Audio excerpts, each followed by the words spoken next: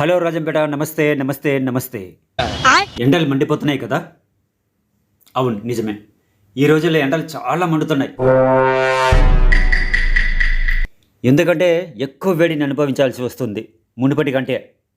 So దానికి తగ్గ జాగ్రత్తలు మనం తీసుకోవాలి కదా. తొందరగా అలసిపోతాం, అదే డిహైడ్రేషన్ పెరిగే ప్రమాదం ఉంది. కాబట్టి నా సూచన ఏమిటంటే ఎక్కువ నీళ్ళు తాగండి. బయటికి వెళ్ళేటప్పుడు నీళ్లు తాగి, లేదా మజ్జిగ తాగి, లేదా చక్కెర నీళ్ళు, నిమ్మరసం నీళ్ళు తాగి బయటికి వెళ్ళండి. వచ్చిన తర్వాత మళ్ళీ రిటర్న్ నీళ్ళు తాగండి. ఛాయ, కాఫీ, టీ లాంటివి చాలా వరకు తగ్గిస్తే మంచిది.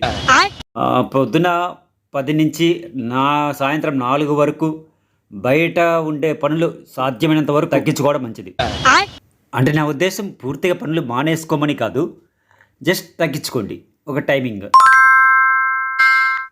అంటే ఇందాక చెప్పాను కదా, మజ్జిగ, కొబ్బరి నీళ్ళు, నిమ్మరసం, పండ్ల రసాలు ఎక్కువగా తీసుకుంటే మంచిది. సో తేలికపాటి డ్రెస్సులు, అంటే ముదురు రంగులు కాకుండా లేత రంగులు ఉండేటువంటి డ్రెస్సులు తీసుకుంటే మన ఒంటికి మంచిది. అలాగే బయటకు వెళ్ళాల్సి వస్తే టోపీ, సన్ గ్లాసెస్ మంచిది. లేదంటే గొడుగు తీసుకెళ్ళినా మంచిదే.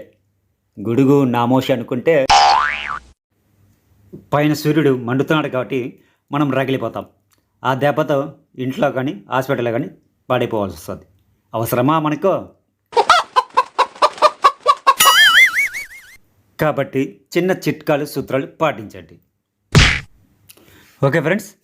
అలాగే వడదెబ్బ లక్షణాలు తెలుసుకోవాలనుకుంటే తల తిరగడం, వాంతులు, ఎక్కువ దాహం, జ్వరం వంటివి ఉంటే వెంటనే డాక్టర్ని కలవడం మంచిది.